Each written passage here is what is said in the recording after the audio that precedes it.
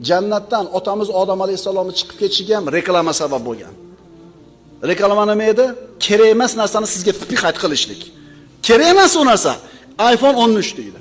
Ve iPhone 12 emas, iPhone 8 bilan ham tirishliging yaxshi o'tyapti. Lekin shunaqa ishontiradi. Menga kerak shu narsa deysizda. Bilasizlarmi iblis nima deb oldigan Odam alayhissalomni? Ey odam, senga bitmas tuganmas boyligini beradigan daraxtni ko'rsataymi dedi. Jannatda pul kerakmidi?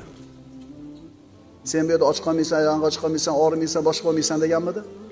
Kerak emas edi ekan ishontirdi.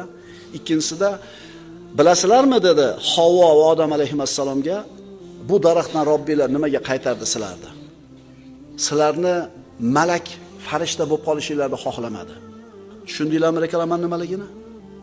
Shuning uchun ko'proq ko'ringlar reklamani. Shuning uchun sizlarga kerak bo'lgan, bo'lmagan narsani o'sha reklamadan haydaydi, siz bilan bizni ongimizni qulublaydi va asl asosiy narsadan, Allohning dinidan to'sadi.